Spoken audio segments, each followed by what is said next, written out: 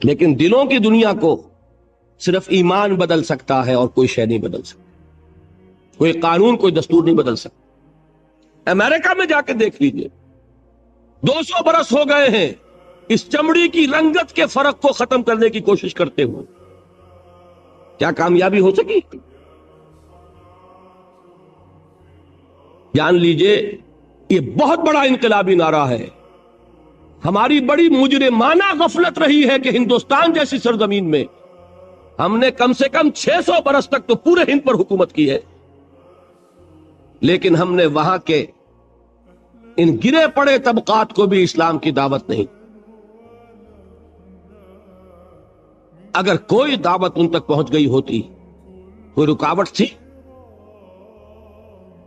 Doctor Ambedkar ایمان لانے کے لیے تیار تھا، انا دورائی ایمان لانے کے لیے تیار تھا، دی ہیرو آف تامل ناڈو۔ آپ سن کر حیران ہوں گے، رکا کس بات پر کہ آخری جھگڑا یہ ہو گیا کہ سنی بنوں کہ شیعہ بنوں۔ یہ ہے وہ چیز۔ انا دورائی کے بارے میں مجھے بتایا گیا جب میں گیا مدراس کہ میلاد کی کوئی محفل کہیں ہو رہی ہے وہ نہیں چھوڑتا تھا، اتنی محبت تھی اسے حضور کے ساتھ۔ اور انا دورائی کا تامل ناڈو میں وہی مقام ہے جو پورے ہندوستان میں گاندھی جی کا ہے۔ بہرحال ہماری غفلتیں ہیں، ہماری کوتاہیاں ہیں، ان کے نتائج ہم بھگت رہے ہیں۔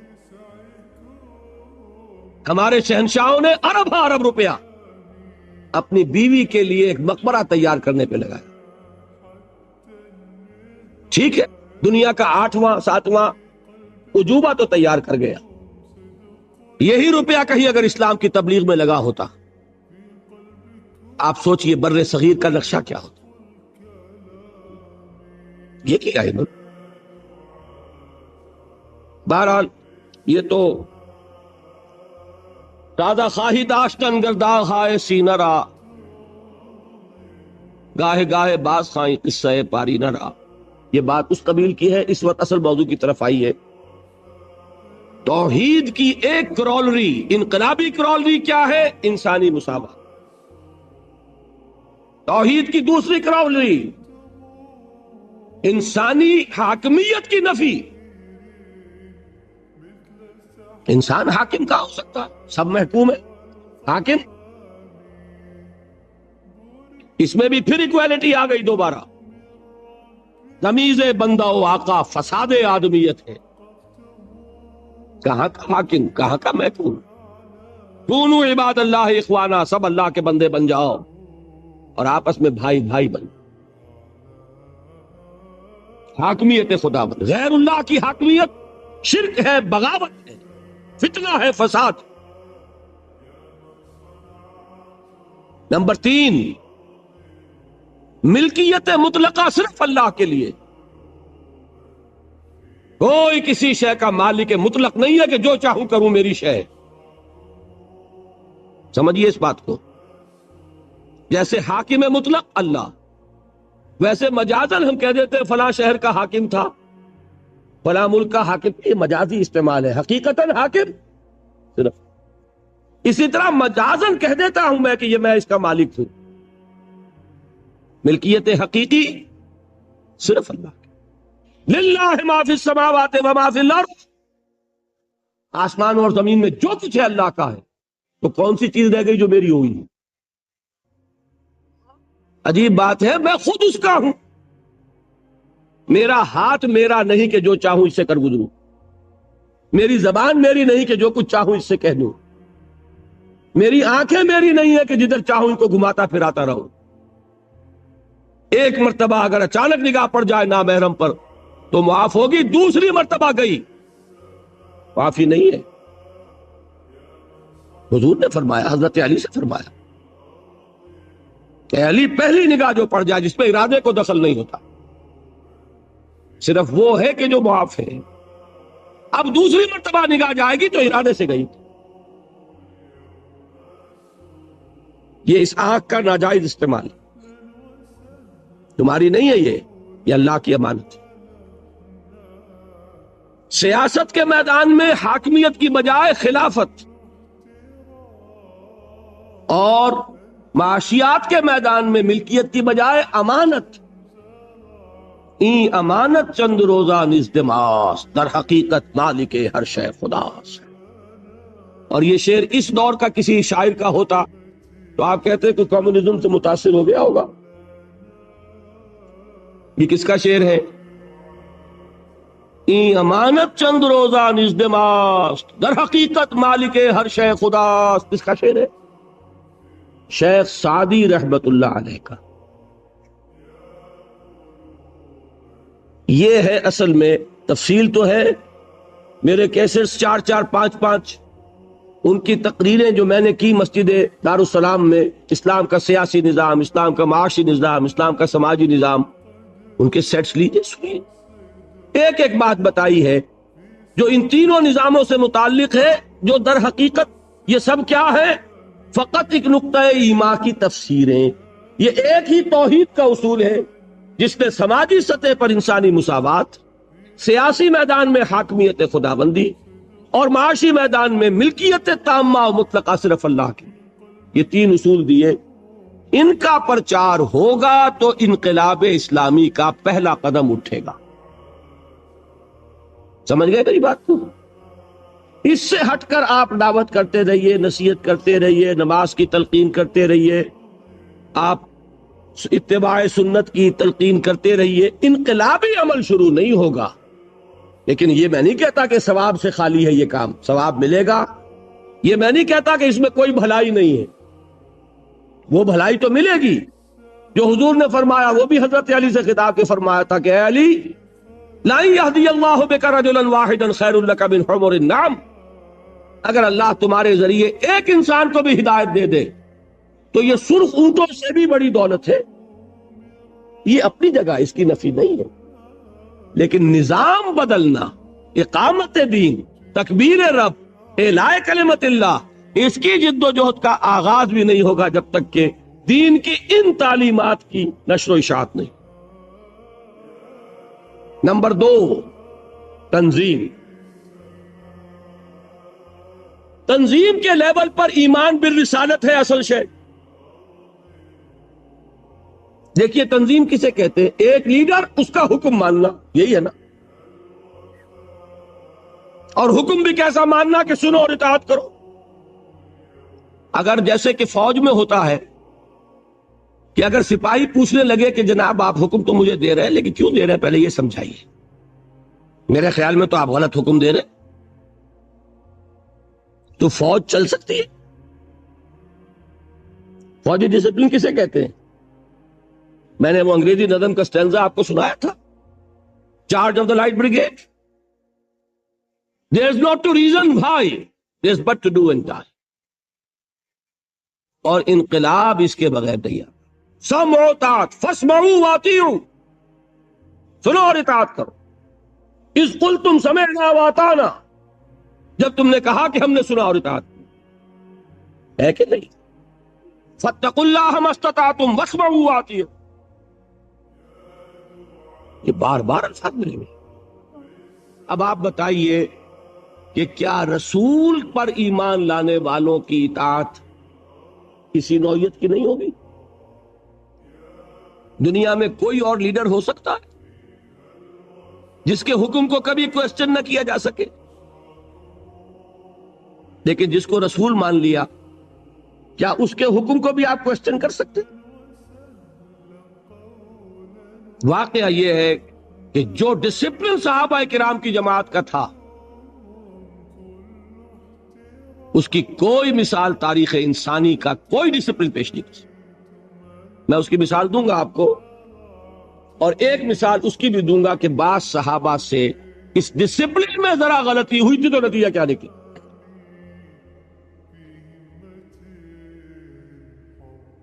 لیکن یہ جان لیجئے کہ رسول ماننے کے بعد تو اب آپ چوں کر سکتے ہی نہیں نا. ما کان لمؤمن ولا مؤمنۃ اذا قضى الله ورسوله امرا ان يكون لهم الخيرة من امرهم. کسی مومن مرد اور مومن عورت کے لیے یہ ممکن ہی نہیں ہے کہ جب اللہ اور اس کے رسول کی طرف سے کسی بات کا فیصلہ ہو جائے تو پھر وہ یہ سوچے کہ ہمیں بھی کوئی اختیار ہے کہ نہیں، ہے کہ نہیں۔ لیکن اس میں ایک بات سمجھ لیجئے، آئندہ کے لیے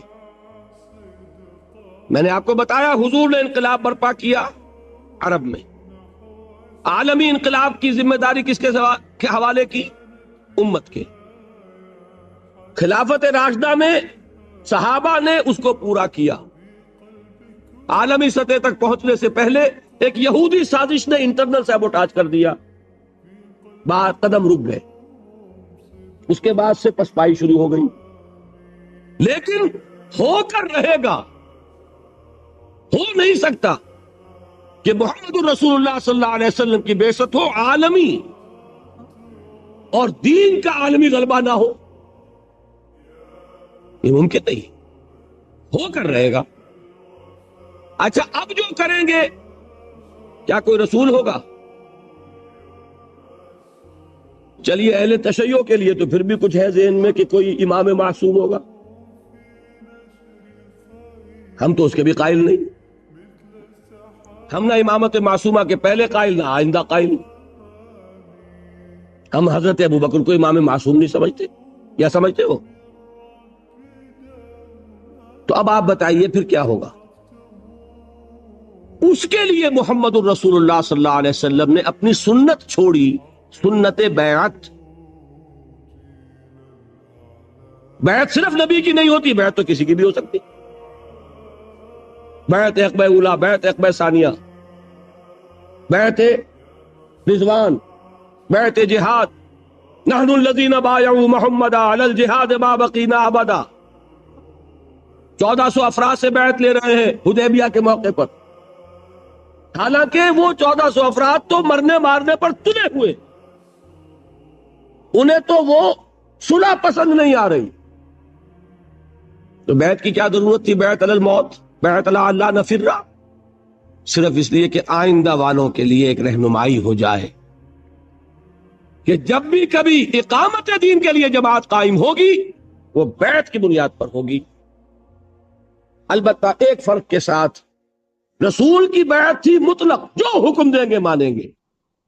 رسول کے بعد جس کی بھی بیعت ہوگی وہ مقید ہوگی، معروف میں جو حکم دے، کتاب و سنت کے خلاف حکم دیں گے تو نہیں مانیں۔ مطلق وہ اس لیے تھی کہ وہ خود ہی تو ہے معیار حق، وہی تو بتائیں گے تو معلوم ہوگا کہ یہ جائز ہے، وہی بتائیں گے تو معلوم ہوگا یہ ناجائز ہے۔ لہذا ان کی اطاعت جو تھی صلی اللہ علیہ وسلم وہ اس میں انکنڈیشنل تھی، نو کنڈیشنز نو لیمیٹیشنز۔ لیکن اب جس کی بھی ہوگی کنڈیشنل ہوگی، لمیٹڈ ہوگی، اس کو کہتے ہیں سمع و طاعت فی المعروف۔ صرف میں نے ایک اصول واضح کر دیا، اب آگے چلیے تیسری چیز، تربیت۔ اس میں نوٹ کیجئے کہ تربیت محمدی صلی اللہ علیہ وسلم اس کا اصل تعلق ہے ایمان بالآخرہ سے۔ جتنا یقین آخرت کا ہوگا اتنا عمل درست ہوگا، یہ میں بیان کر چکا ہوں کہ نہیں؟ علمی نظری اعتبار سے اصل ایمان ایمان باللہ، قانونی اعتبار سے اصل ایمان ایمان بالرسالت، اور عملی اور اخلاقی اعتبار سے اصل ایمان ایمان بالآخرہ، یقین آخر۔ اور نمبر 2 یہ تربیت ہے اصل میں، جس کے لیے نماز ہے، جس کے لیے روزہ ہے، جس کے لیے قیام اللیل ہے، جس کے لیے راتوں کو کھڑے رہ کر قرآن کو اپنے اندر اتارنا ہے۔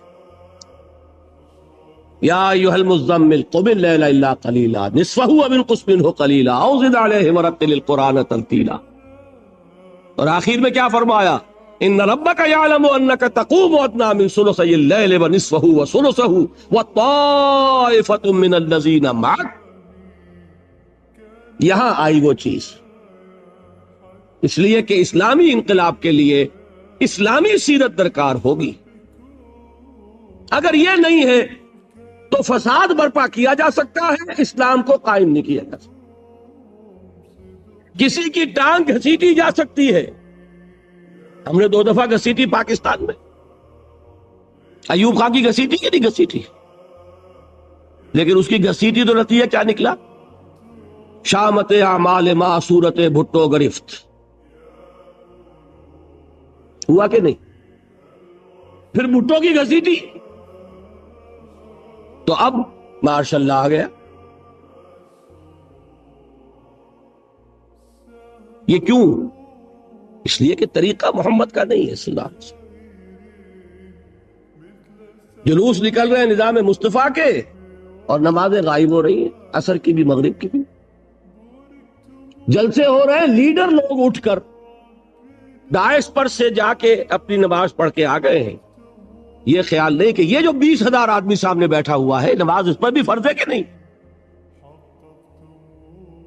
نماز جیسے ستون کو گرا کر دین کو قائم کیا جائے.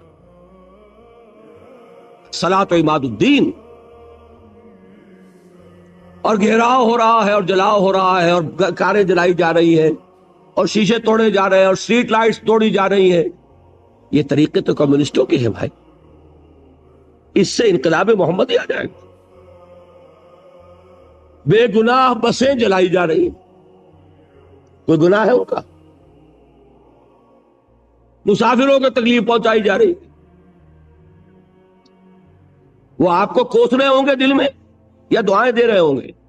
جنہیں بنس روڈ پہ اتار کے کھڑا کر دیا، پتہ نہیں کتنی مشکل سے بس میں جگہ لی ہوگی انہوں نے. کتنے لوگ تو الٹی جانب سفر کرتے تب کہیں جا کر ٹاور سے بیٹھتے بیچارے، اور ان کو اتار کے اور بس کو آگ لگا دی. بچے گھروں میں بیٹھے ہوئے منتظر ہوں گے، ادھر وہ گالیاں دے رہے ہوں گے، ادھر وہ جو کھڑے ہیں یہاں پر جنہیں اب کوئی امکان نظر نہیں آتا کہ کوئی سواری مل جائے. یہ طریقے نہیں ہیں انقلاب محمدی کے. یہ ہم نے دوسروں سے مستعار لیے. ہم نے سمجھا کہ ان کو کامیابی اس سے ہو گئی، شاید ہم بھی یہی ہتھ کنڈے استعمال کریں تو کامیابی ہو جائے. جان لیجئے اگر تو کام وہ کرنا ہے جو کیا تھا محمد الرسول اللہ صلی اللہ علیہ وسلم نے، تو طریقہ بھی وہی اختیار کرنا ہوگا جو اختیار فرمایا تھا محمد الرسول اللہ صلی اللہ علیہ وسلم. تربیت. اقبال کہتا ہے نا کہ خام ہے جب تک تو ہے مٹی کا ہی کمبار، تو پختہ ہو جائے تو ہے شمشیر بے زنہار. پختہ ہو، اس پختگی میں وہ ہے عبادات بھی ہے، روزہ بھی ہے، نماز بھی ہے، تلاوت بھی ہے، تہجد بھی ہے، جس کا کہ یوں سمجھئے کہ اس کی ریپرزنٹیشن جو ہے وہ کیا ہے؟ دشمنوں کے جاسوسوں نے خلافت راشدہ کے دوران جو اسلامی لشکر تھا اس کے بارے میں جو رپورٹ دی وہ کیا تھی؟ ہم فرسان بالنہار ورہبان باللیل. یہ لوگ عجیب ہیں، دن میں یہ شہسوار ہوتے ہیں گھوڑوں کی پیٹھوں پر سوار، تلواریں اور نیزے لیے ہوئے اور اللہ اکبر کرتے ہوئے، اور راتوں کو یہ راہب نظر آتے ہیں مصلوں پر کھڑے ہو کر اور سجدے میں روتے ہوئے. یہ نقشہ اگر اتنا نہیں تو اس کا ایک عکس 100واں حصہ تو پیدا کرو گے تو کہیں جا کر انقلاب محمدی کے لیے تمہید ہو. اور یہ میں عرض کر دوں، اس کو ناممکن نہ سمجھیے. پچھلی صدی آج چونکہ ذکر آ گیا تھا، کل 100 کتنے سال ہوئے؟ 1830 میں شہادت ہوئی بالا کوٹ کی. 155 برس، 5 برس کا پورا معاملہ تھا ہجرت سے لے کر شہادت تک. تو کل 150 برس پہلے، یوں سمجھیے 160 برس پہلے، وہ عظیم تحریک بر صغیر پاک و ہند میں تحریک شہیدین، اس کے افراد، ان مجاہدین کی سیرتوں کے بارے میں وہی گواہی دی دنیا نے جو صحابہ کرام کے بارے میں گواہی دی. صحابہ کرام کا لشکر جب داخل ہوا ہے بیت المقدس میں، تو عیسائیوں نے اپنا سارا نسوانی حسن مڈیروں پر جمع کر دیا تھا کہ مسلمان گزرے، ہماری تلواریں اور ہمارے تیر تو ان کو مغلوب نہیں کر سکے، شاید کہ یہ نگاہوں کے تیر انہیں گھائل کر دیں۔ لیکن کیا آتا ہے، پورا لشکر زمین پر نظریں گاڑے ہوئے ایسے گزر گیا کہ کسی نے اٹھا کر نہیں دیکھا نظر کہ کون ہے وہ۔ اور بعین ہی یہی گواہی ملی ہے مجاہدین کے بارے میں۔ ہزارہ کے علاقے میں جو گجر قوم آباد ہے، نہایت حسین و جمیل خواتین، نہایت حسین و جمیل، وہ آپس میں باتیں کرتی تھی کہ یہ لوگ معلوم ہوتا ہے کہ شاید نامرد ہیں کہ انہوں نے کبھی ہماری طرف نگاہ اٹھا کے دیکھے۔ دور صحابہ کرام کا ایک نقشہ، یہ بھی بر صغیر پاک و ہند کی بہت بڑی سعادت ہے کہ اتنے عرصے کے بعد سیرت و کردار اور دینی اخلاق، دینی جماعت اور بیعت کی بنیاد پر جماعت، بیعت تھی نا سید صاحب کے ہاتھ پر، بیعت کی وہ سارا نقشہ دکھا دیا۔ باقی شکست و فتح نصیبوں سے ہے ولے امیر، مقابلہ تو دل ناتواں نے خوب کیا۔ یہ بات تو یہ ہے کہ بہت سے انبیاء ناکام ہو گئے دنیاوی اعتبار سے، اس میں حرج کی بات نہیں، دنیاوی اعتبار سے ناکامی کوئی بڑی بات نہیں اگر اخروی کامیابی، اور اس میں کسی شک و شبے کی گنجائش نہیں۔ تو تین چیزیں کیا ہوئی؟ دعوت توحید کے حوالے سے، تنظیم جو صحابہ کی تھی رسالت، اور اب ہوگی تو بیعت سموتات فی المعروف کے حوالے سے، تربیت وہ تربیت محمدی صلی اللہ علیہ وسلم کا طریقہ۔ اس سے کیا بنا؟ ایک جماعت، ایک جمعیت، ایک قوت، بنیان مرصوص۔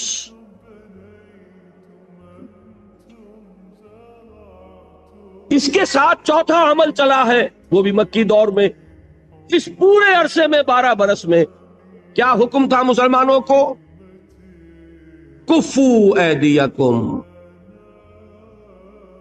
قانون تو شریعت کا ہمیشہ سے یہ ہے، بدلے کا، قصاص کا ہے، دانت کے بدلے دانت اور کان کے بدلے کان، ہے کہ نہیں؟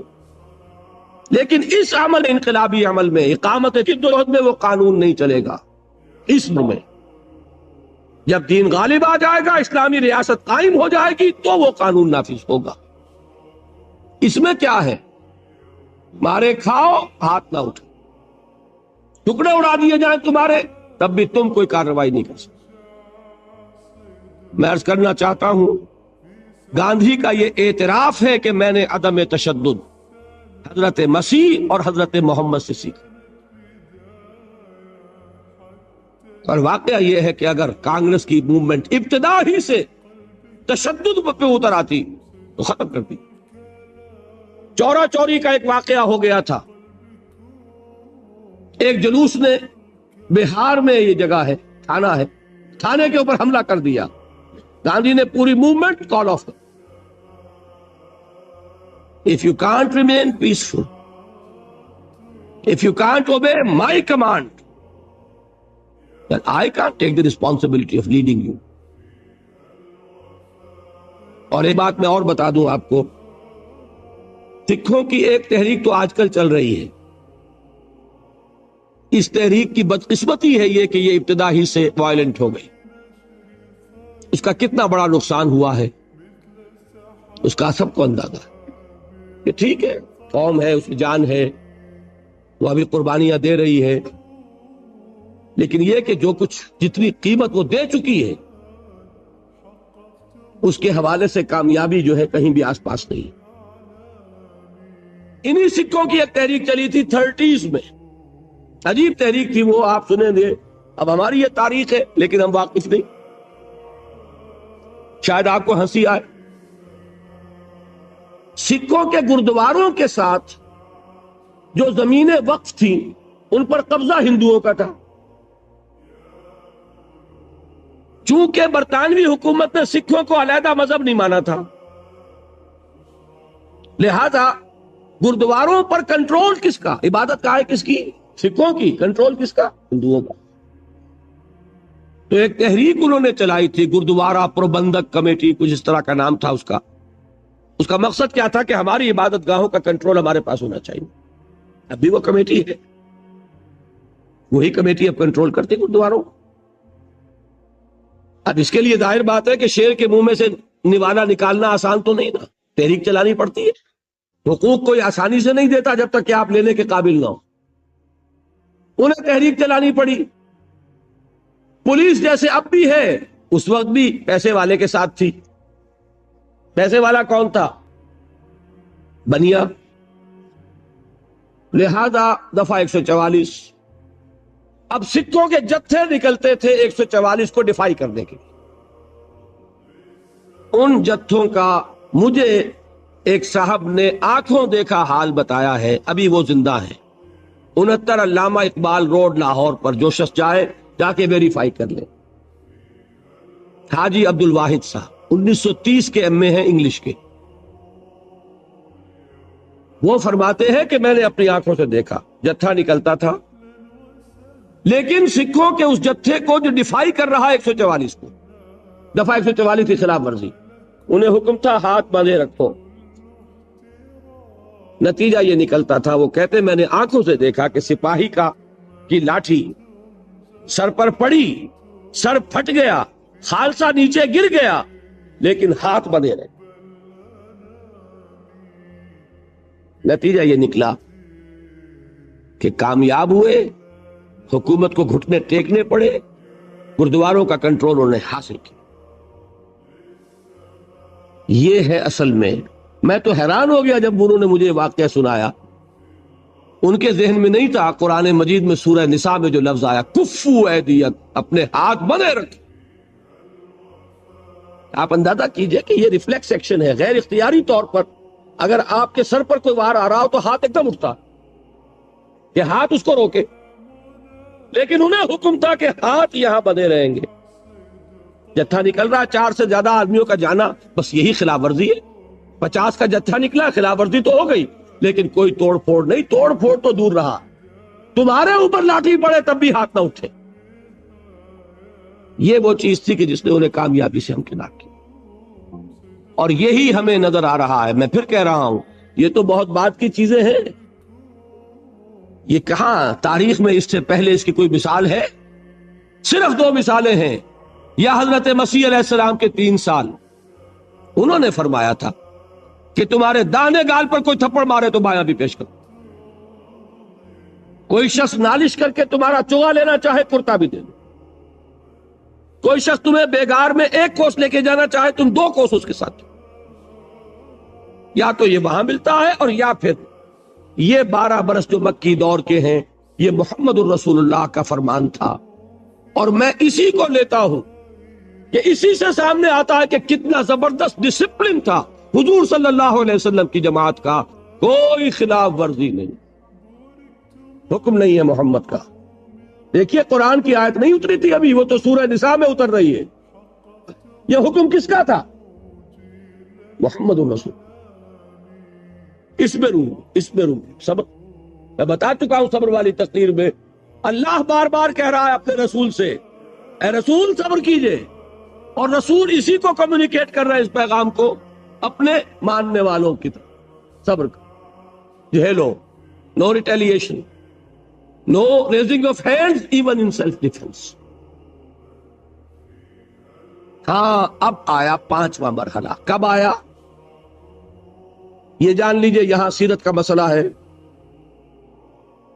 چوتھے سے 5واں مرحلہ میں نے کہا تھا، یہی سب سے اہم اور سب سے کٹھن فیصلہ ہے کہ کب وہ پیسو ریزسٹنس ختم ہو اور ایکٹیو ریزسٹنس ہو، آگے بڑھیں اور للکاریں، اقدام کریں اور چیلنج کریں۔ دس از موسٹ کروشل۔ غلطی ہوگی، ناکامی ہو جائے، دنیا میں ناکامی۔ یہ بالکل وہی بات ہے کہ مجتہد کو بھی ثواب ملتا ہے چاہے غلطی ہو۔ اگر صحیح رائے تک پہنچے گا دوہرا ثواب، غلطی ہوگی تو اکیلا ثواب۔ اسی طریقے سے نیک نیتی سے فیصلہ کیا ہے، غلط بھی ہے، آخرت کا ثواب کہیں نہیں گیا، دنیا میں ناکام ہو جاؤ۔ صحیح فیصلے تک پہنچ گئے وہ کامیابی ہو جائے. اور رسول کے لیے یہ فیصلہ کرنے والا خود اللہ تھا. مدینے کو کس نے کھولا؟ حضور تو تشریف بھی نہیں لے گئے مدینے، اور مدینے میں اوس اور خزرج کے بڑے لوگ ایمان لا چکے. مکہ خون کا پیاسا ہے، مدینے میں استقبال کی تیاریاں ہو رہی. یہاں حضور کو 12 برس گزر گئے خود دعوت دیتے ہوئے، وہاں آپ کے قدم مبارک کبھی پہنچے ہی نہیں. گئے ہیں تو صرف آپ کے 2 جانثار مصعب بن عمیر، عبداللہ ابن ام مکتوم رضی اللہ تعالی عنہما. بہرحال یہ اللہ کا فیصلہ. اللہ نے تمکن عطا فرمایا. اب جب حضور تشریف لے جا رہے ہیں مدینے کی طرف تو آیت نازل ہو گئی، اذن للذین یقاتلون بانہم ظلموا وان اللہ علی نصرہم لقدیر الذین اخرجوا من دیارہم بغیر حق الا ان یقولوا ربنا اللہ. اذن اجازت دی گئی ان کو جن پر ظلم و ستم کے پہاڑ رہے، جن کے ابھی تک ہاتھ باندھ دیے گئے تھے آج کھول دیے گئے. They can retaliate. وہ آگے بڑھے. اب وہ پابندی ختم ہو گئی. میں یہ کسی اپنی تقریر میں بیان کر چکا ہوں کہ مدینے پہنچ کر یہ نہیں ہوا. یہ مغربی مفکرین اس کو فلائٹ ٹو مدینہ لکھتے ہیں. بڑا ان کا لطیف انداز ہوتا ہے، طنز کا بھی اور جڑیں کاٹنے کا بھی. فلائٹ کہتے ہیں فرار کو. یہ فرار نہیں تھا، یہ ہجرت تھی. زمین و آسمان کا فرق. اور وہاں جا کر کوئی کمر کھول کر آرام نہیں کرنا تھا. وہ تو جس بیس کی تلاش میں آپ گئے تھے طائف، وہ بیس اللہ کی مشیت میں مدینہ منورہ کو بننا تھا. وہاں جا کر اپنی اس تحریک کو، اپنی اس موومنٹ کو، اپنی جد و جہد کو، اقامت دین کی جو وہ جد و جہد ہے اسے اب اگلے مرحلے میں لا.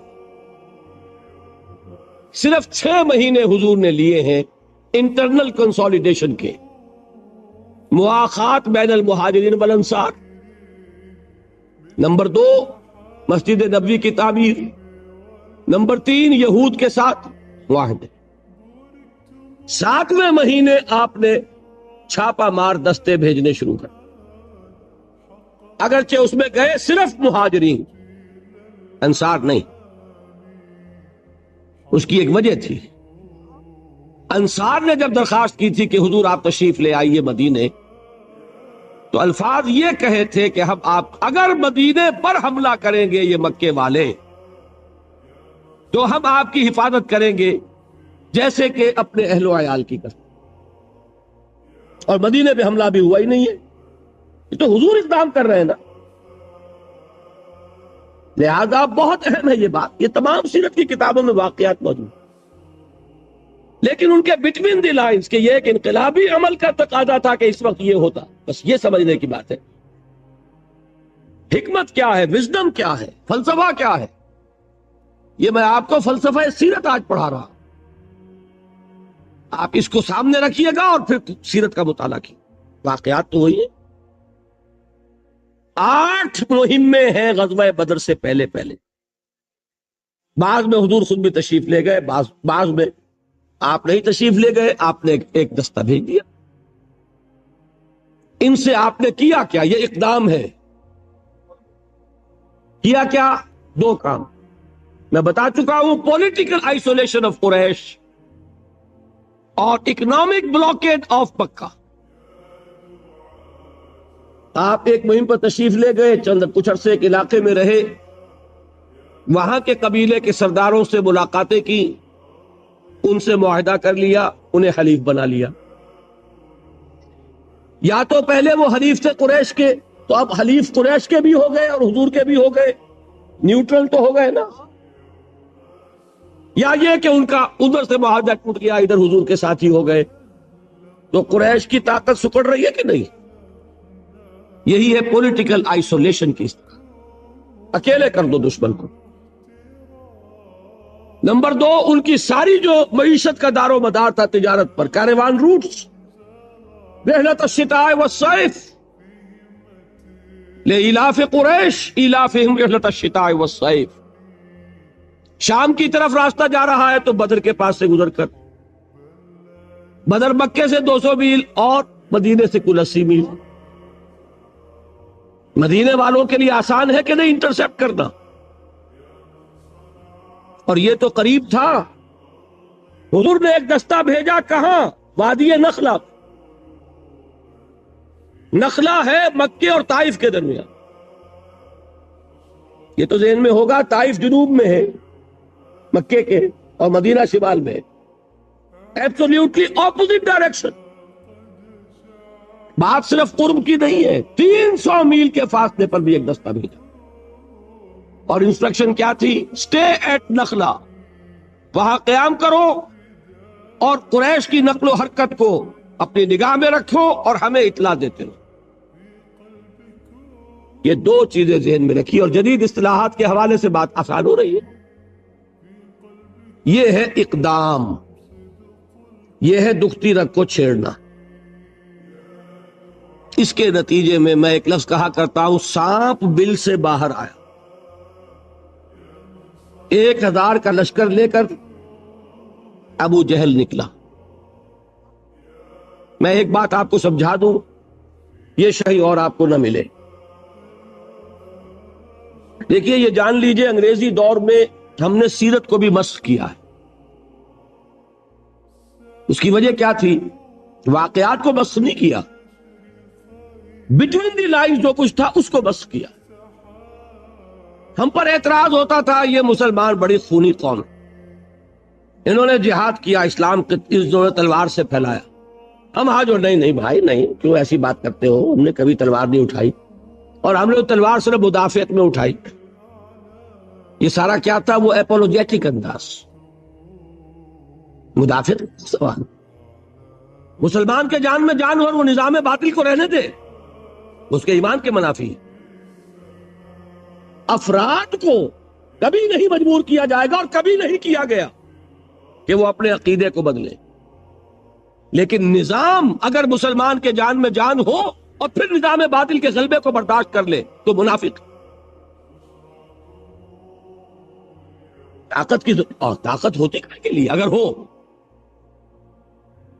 حق کا بول بالا کرو. طاقت حضور نے اقدام کیا. میں آپ کو بتانا چاہتا ہوں، اگر حضور نے یہ اقدام نہ کیے ہوتے، حضور اگر مکے میں مدینے میں تشریف فرما رہتے، تربیت کرتے رہتے، وہی عمل جو مکے میں کر رہے تھے 12 برس یہاں بھی کر سکتے تھے کہ نہیں؟ اگر حضور کی طرف سے اقدام نہ ہوتا مکہ کبھی چڑھائی نہ کرتا. اس کو نوٹ کر لیجئے کہ مکے میں جہاں جن کو جدید اصطلاح میں کہتے ہیں ہاکس، جن کے سر پر جنگ کا جنون ہوتا ہے، وہ بھی تھے.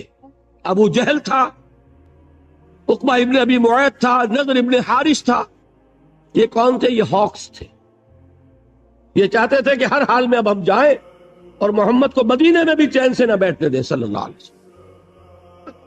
لیکن مکے میں ڈوز بھی تھیں، شریف لوگ بھی تھے. عتبہ ابن ربیعہ بھی تھا، حکیم بن حزام بھی تھے. یہ بعد میں ایمان لے آئے ہیں، لیکن یہ وہ ہیں حضرت خدیجہ کے کزن ہیں. پھوپھی اور ماموں ذات بہن بھائی کا رشتہ ہے آپس میں. جب شیب بنی ہاشم میں تھے حضور اور حضور کے اہل خانہ، تو کبھی راتوں کو تاریکی میں پورے پہاڑ پر چڑھ کر اتر کر کچھ کھانے پینے کی چیزیں پہنچاتے تھے. شریف تھے کہ نہیں؟ مکے میں ابھی عباس بھی تھے کہ نہیں؟ جہاں ابو لہب تھا موجود، وہاں عباس بھی تو تھے جو بعد میں ایمان لے آئے. تو وہاں وہ لوگ تھے. اور عتبہ ابن ربیعہ کی ایک بات بڑی اہم ہے جو تاریخ میں ریکارڈ پر موجود ہے.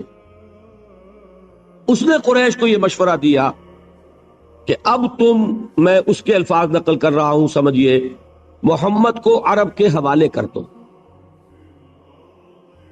اگر تو محمد عرب پر غالب آ جائیں تو ہمارا نقصان نہیں ہے، قریشی کا غلبہ ہوگا نا. ذرا اس کے سیاسی تدبر کو داد دیجیے. محمد کون ہے؟ اپنا ہی آدمی ہے. اگر ان کو غلبہ ہو جاتا ہے پورے عرب پر تو قریش کی حکومت قائم ہو جائے گی پورے عرب پر. اور اگر عرب ختم کر دے محمد کو صلی اللہ علیہ وسلم تو جو تم چاہتے ہو وہ ہو جائے گا، اور تمہیں اپنے بھائیوں کے خون سے اپنی تلواروں کو رنگین نہیں کرنا پڑے گا. کتنی گہری بات ہے. وہ بھی تھا موجود. جنگ کیوں ہوئی؟ ایک تو کفار کا آدمی مارا گیا اس دستے سے جو نخلا بھیجا گیا تھا، اتفاقاً مڑ بھیڑ ہو گئی، اللہ کو جو کرانا ہوتا ہے کروا لیتا. کفار کا آدمی مارا گیا مسلمانوں کے ہاتھوں، قافلہ لوٹ لیا انہوں نے، اور وہ مال غنیمت لے کر پہنچ گئے مدینے. دوسرے ادھر جو قافلہ گیا ہوا تھا شام کی طرف، ابو سفیان کی سرکردگی میں ان کی SOS کال آ گئی کہ میرے آدمیوں کو خطرہ ہے، میرے قافلے کو محمد کے آدمیوں سے صلی اللہ علیہ وسلم ورضی اللہ تعالی عنہم اجمعین کمک بھیجو. بس یہ تھا کہ جس سے وہ ہاکس کا پلڑا بھاری ہو گیا، ڈوز جو ہے وہ مجبور ہو گئے، لہذا 1000 کا لشکر نکلا. یہاں سے وہ فائنل فیز شروع ہو گیا. اور میں آپ سے ایک بات اور عرض کر دوں، یہ تاریخی حقیقتیں پڑھ لیجئے. ایک رات پہلے بچے خبر آئی کہ ابو سفیان قافلہ لے کے نکل گئے. بہت ہوشیار آدمی تھے. ایک طرف انہوں نے وہ کمک کے لیے خط بھیجا، پیغامبر بھیجا، دوسری طرف راستہ بھی بدل دیا.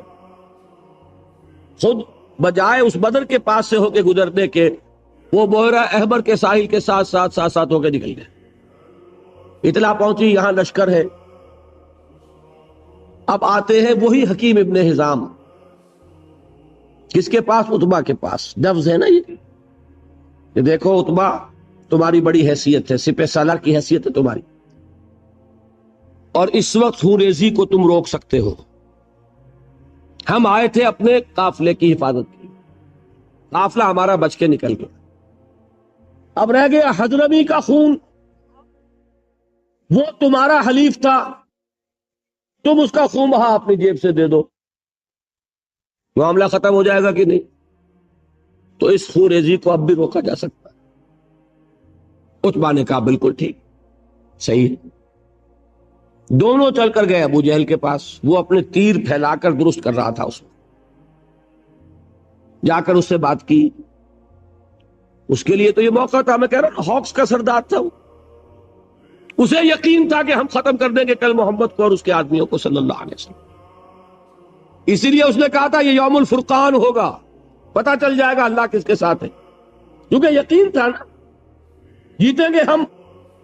313 ہیں، تلواریں بھی چند ہیں ان کے پاس، چند. 2 گھوڑوں کا رسالہ، ہمارے پاس 100 گھوڑوں کا رسالہ. رسالہ فیصلہ کن ہوتا ہے. 100 ہارسز، ادھر 2، کوئی مقابلہ ہے. اسے یقین تھا کہ جیتیں گے، لہذا اس نے پہلے سے پروپیگنڈا شروع کر دیا یوم الفرقان ہوگا، یہ پتہ چل جائے گا اللہ کس کے ساتھ ہے، کون حق پر ہے کون باطل پر. یہ دوسری بات ہے، اللہ نے واقعی اسے یوم الفرقان بنا دیا. لیکن اس کے پاس جب آ کے انہوں نے کہا، اس نے ایسا تانا مارا ہے. عتبہ ابن ربیعہ کا بڑا بیٹا کے بڑے بیٹے حضرت حذیفہ، ابو حذیفہ، یہ ایمان لا چکے تھے، یہ حضور کے ساتھ تھے. ابو جہل نے تانا مارا، معلوم تھا عتبہ بیٹے کو سامنے دیکھ کر تم پر بزدلی آ گئی، نمبر 1، اور نمبر 2 بلایا اس حضرمی کے بھائی کو جو مارا گیا تھا مسلمانوں کے ہاتھوں. دیکھو یہ تمہارے بھائی کے خون کا بدلہ سامنے آ کر بھی بچ کر جا رہا ہے، یہ لوگ واپس جانا چاہ رہے ہیں. اور یہ بھی معلوم ہونا چاہیے بعض لوگ واپس چلے گئے تھے وہاں سے قریش کے لشکر سے، اسی پلی پر کہ چونکہ ہم آئے تھے اس لیے وہ معاملہ ختم ہو چکا، ہم لڑنے کو تیار. قریش کا کہ دو گھرانے غالباً ہیں جو نکل گئے تھے واپس. بہرحال عتبہ، یہ عرب کی اب نفسیات ہے، جب اسے تانا لگا ہے اس نے کہا کہ کل وقت بتائے گا کہ کون بزدل ہے کون بہادر ہے. یہی وجہ ہے کہ اگلے دن پھر سب سے پہلے میدان میں کون آیا؟ عتبہ. اسے وہ اپنے ماتھے کا داغ دھونا تھا بزدلی کے تانے کا. عتبہ آیا اپنے بھائی کو لے کر، شیبہ، بیٹے کو ولید، بڑے بیٹے سامنے تھے ابو حذیفہ. اور آپ کو معلوم ہے کہ پھر مبارزت ہوئی، حضرت حمزہ کے ہاتھوں عتبہ، حضرت علی کے ہاتھوں باقی دونوں، شیبہ بھی اور ولید بھی ختم۔ ہاں حضرت عبیدہ ابن حارث رضی اللہ تعالیٰ عنہ وہ زخمی ہو گئے۔ بہرحال میں جو بتانا ہے وہ کیا ہے، یہ تھا اقدام کے نتیجے میں آرمڈ کانفلکٹ۔ یہ آرمڈ کانفلکٹ مسلح تصادم رہا 6 برس، ups and Downs, ups and Downs. Ups میں سب سے پہلے بدر، 70 قرشی مارے گئے اور مسلمان 13 شہید ہوئے میدان میں آن دی سپاٹ۔ 14ویں وہ عبیدہ ابن حارث جو زخمی ہو گئے تھے، ان کا انتقال ہو گیا مدینے واپسی میں۔ لیکن اگلے سال کیا ہوا؟ احد۔ یہ میں اس لیے بتانا چاہتا ہوں کہ ڈسپلن کی اہمیت کا اندازہ ہو جائے۔ 70 صحابہ شہید، حضور زخمی، دندان مبارک شہید، چہرہ مبارک لہو لہام، ایک بہت بڑی زخم مسلمانوں کو اٹھانی پڑی۔ کس وجہ سے؟ سورہ آل عمران میں اللہ نے فرمایا لَقَدْ صَدَقَكُمُ اللَّهُ وَعْدَهُ، اے مسلمانوں تم ہمیں بلیم نہیں کر سکتے، اللہ نے تو اپنا وعدہ تم سے پورا کر دیا تھا۔ اِذْ تَحُسُّونَهُمْ بِإِذْنِهِ، جبکہ تم اپنے دشمنوں کو گاجر مولی کی طرح کاٹ رہے۔ جنگ شروع ہوئی اور فتح ہو گئی، بھگدڑ مچ گئی، 3000 کا لشکر بھگدڑ۔ اب وہ غلطی ہوئی، وہ گھاٹی پر 50 تیر انداز۔ حضور نے فرمایا تھا کہ تمہیں یہاں سے ہرگز نہیں ٹلنا، حضرت جبیر کی سرکردگی میں۔ چاہے تم یہ دیکھو کہ ہم سب شہید ہو گئے اور ہماری بوٹیاں نوچ نوچ کر پرندے کھا رہے ہیں، تب بھی یہاں سے مت ہلنا۔ لیکن جب فتح ہو گئی، غلطی ہوئی، انڈسپلن۔ حضور کے حکم کے بارے میں تو میری اپنی تحقیق یہ ہے کہ تعویل کی ہے انہوں نے، غلطی اس معنی میں نہیں تھی کہ حضور کے حکم کو جان بوجھ کر توڑا، اس لیے کہ حضور کے الفاظ تھے شکست کی کیفیت والے۔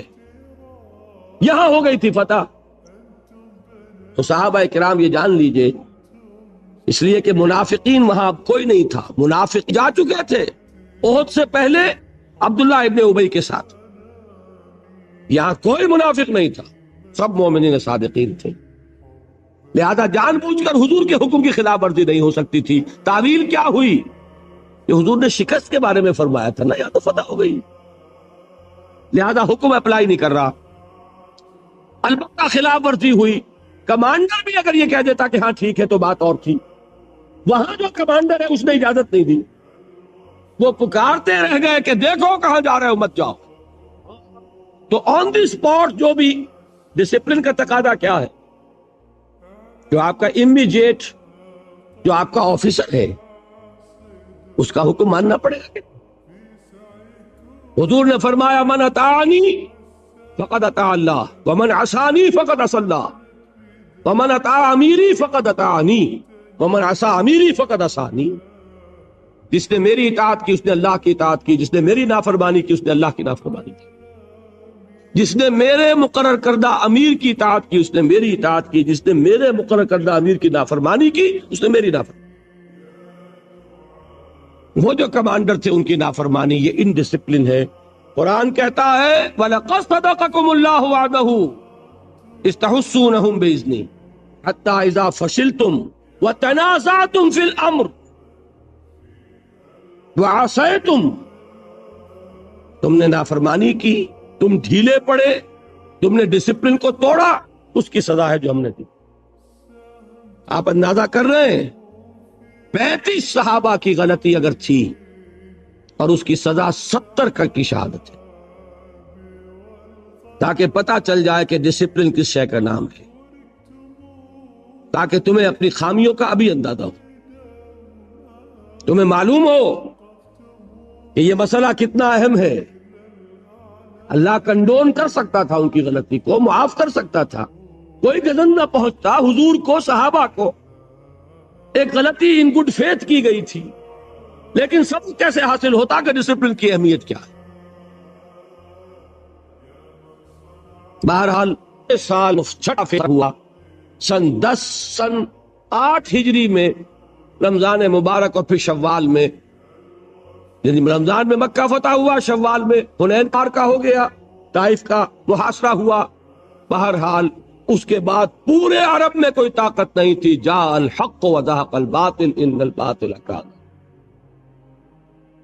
اس کے بعد آپ نے اب بیرون عرب پھر جنگ موتا ہوئی، سفر تبوک، یہ کیا ہے؟ یہ سلطنت روما سے ٹکرا، یہ ہے انقلاب محمدی کی اب بین الاقوامی سطح پر توسیع، جس کا آغاز کر دیا محمد الرسول اللہ صلی اللہ علیہ وسلم نے بنفس نفیس، جس کو کیری آن کیا پھر خلفائے راشدین نے، ابو بکر نے، عمر نے، عثمان نے، رضی اللہ تعالی عنہم اجمعین۔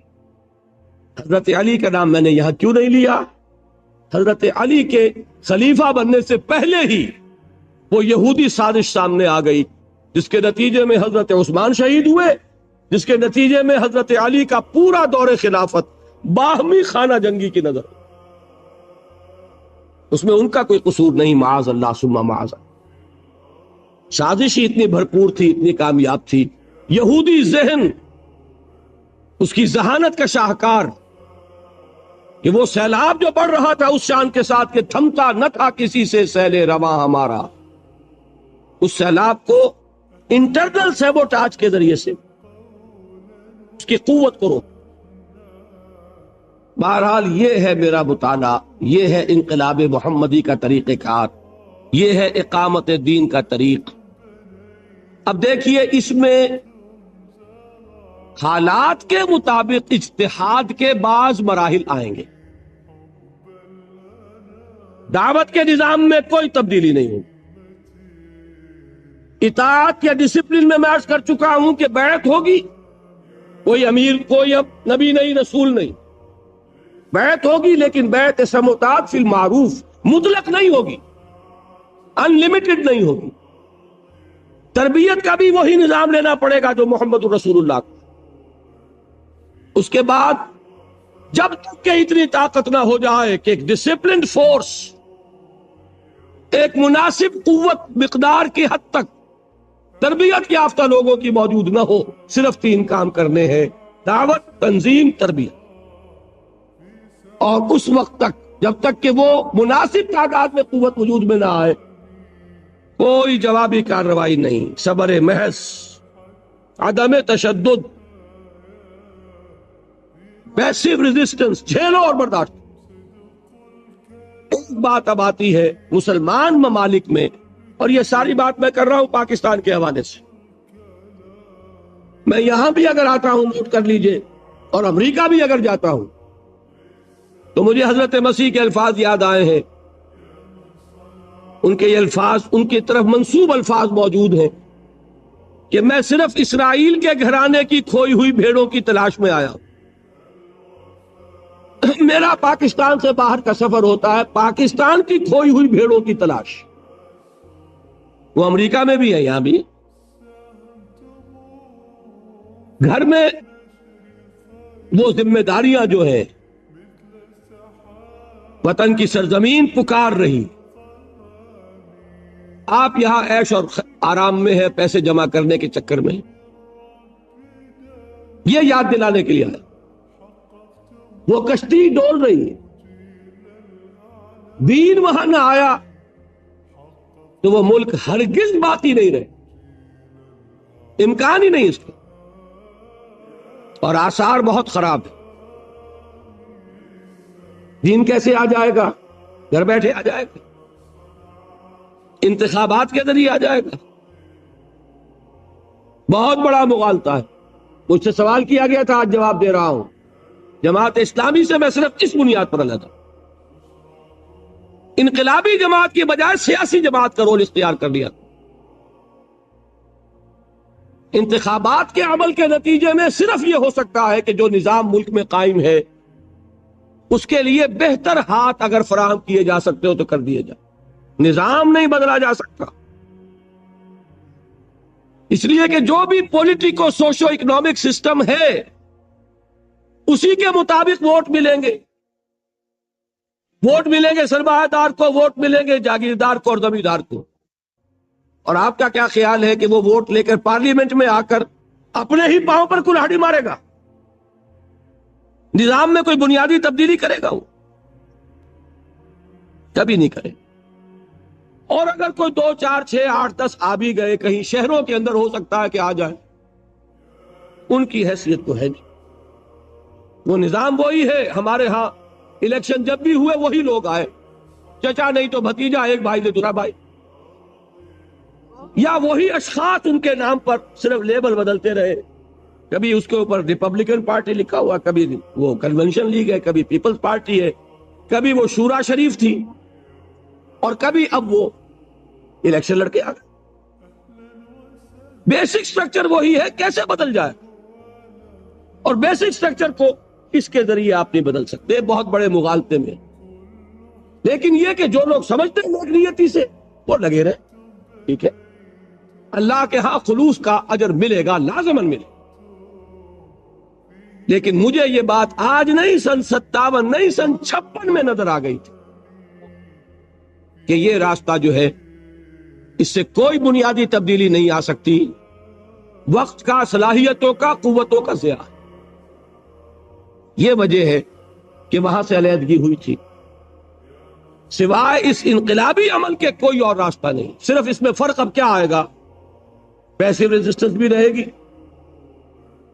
لیکن کیا مسلمانوں کے خلاف تلوار اٹھائی جائے گی؟ یہ ہے مسئلہ بڑا کروشل، بہت اہم۔ مسلمان ملکوں میں تو حکومت مسلمانوں کی ہے۔ وہ تو کسی نے بھٹو کو بھی کافر نہیں کہا۔ مسلمان ہوگا، فاسق و فاجر ہوگا، مسلمان ہوگا، متقی ہوگا، نمازی ہوگا، مسلمان ہوگا۔ یہ اس کا جواب ہے اصل میں، جو میں دے کر اپنی بات ختم کر دوں گا۔ اول تو یہ کہ امام ابو حنیفہ رحمت اللہ علیہ کے نزدیک کسی فاسق و فاجر مسلمان حکمران کے خلاف بھی تلوار اٹھائی جا سکتی، اگرچہ اس کی شرائط بہت سخت ہیں، بہت سخت ہیں، بہت سخت۔ نمبر 2 یہ کہ اس دور میں ویسے بھی اس لیے مشکل کہ حکومت کے پاس بہت اسلحہ اور عوام نہتے ہو گئے۔ لیکن اس کا ایک بدل ہے کہ جو تمدن کے ارتقاء نے ہمیں فراہم کیا، وہ بدل کیا ہے؟ ڈیمانسٹریشن، مظاہرہ۔ ڈیمانسٹریشن کس چیز کا ہوتا ہے؟ Of your will, of your strength, of your discipline. یہ ظاہر کیا جائے، ثابت کیا جائے کہ اس ملک میں ایک طاقت ہے، منظم، ڈیڈیکیٹڈ، جو اپنی جان دینے کے لیے تیار ہے، ایسے لوگوں کی جنہیں کچھ نہیں چاہیے سوائے اسلام۔ انہیں حکومت نہیں چاہیے، انہیں صرف اسلام چاہیے۔ اس کی کیا شرطیں ہیں؟ نمبر 1، انتہائی پیسفل ڈیمونسٹریشن۔ یہ نہیں کہ جلوس ہم نے نکالا، توڑ پھوڑ کوئی اور کر گیا، یہ غلط۔ جب تک آپ کی تنظیم اس قابل نہیں ہے، آپ کو حق نہیں ہے کہ آپ میدان میں آئیں۔ جب آپ کی تنظیم ایسی ہے تب آپ اس کام کو کیجیے، اس سے پہلے نہیں۔ نمبر 2 یہ کہ اس کا عنوان بھی قربان جائیے محمد الرسول اللہ صلی اللہ علیہ وسلم پر، فدا ہو آباؤنا و امہاتنا، اس کو بھی حضور صلی اللہ علیہ وسلم بتا کر گئے۔ اس کا عنوان کیا ہوگا؟ ڈیمونسٹریشن کس لیے؟ 2 حدیثیں سنیے، دونوں مسلم شریف کی ہیں۔ ایک کے راوی ابو سعید الخدری، دوسرے کے عبداللہ ابن مسعود رضی اللہ تعالی عنہما۔ ایک بہت مشہور ہے، ایک اتنی مشہور نہیں ہے۔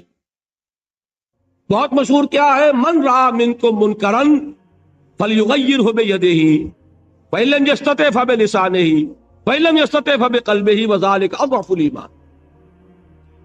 جو کوئی تم میں سے کسی بدی کو، برائی کو دیکھے، اس کا فرض ہے کہ اسے طاقت سے، اپنے حق سے بدلے، ختم کرے۔ اگر اس کی استطاعت نہ رکھتا ہو تو زبان سے، اس کی بھی استطاعت نہ رکھتا ہو تو دل سے، یعنی نفرت شدید محسوس کرے، دل میں گھٹن محسوس کرے۔ یہ کیا ہو رہا؟